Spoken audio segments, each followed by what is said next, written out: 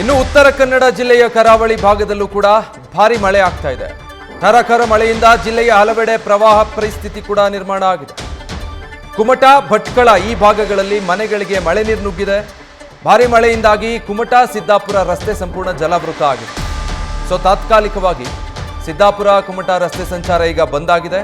ಮುರುಡೇಶ್ವರ ಅಯ್ಯಪ್ಪ ಸ್ವಾಮಿ ದೇವಸ್ಥಾನಕ್ಕೂ ಕೂಡ ಸದ್ಯ ಜಲ ದಿಗ್ಬಂಧನ ಎದುರಾಗಿದೆ.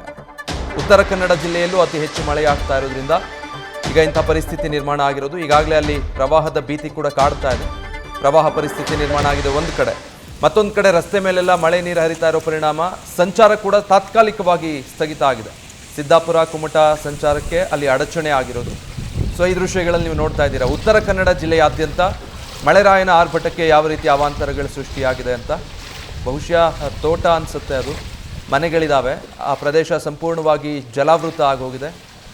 ಒಂದು 2-3 ಅಡಿಗಳಷ್ಟು ನೀರು ನಿಂತಿರೋದನ್ನು ಗಮನಿಸಬಹುದು. ಅಲ್ಲಿ ಧಾರಾಕಾರವಾಗಿ ನಿರಂತರ ಮಳೆಯಾಗ್ತಾ ಇರೋದರ ಪರಿಣಾಮ ಉತ್ತರ ಕನ್ನಡ ಜಿಲ್ಲೆಯ ಕರಾವಳಿ ಭಾಗದಲ್ಲಿ ಈ ಪರಿಸ್ಥಿತಿ ನಿರ್ಮಾಣ ಆಗಿದೆ.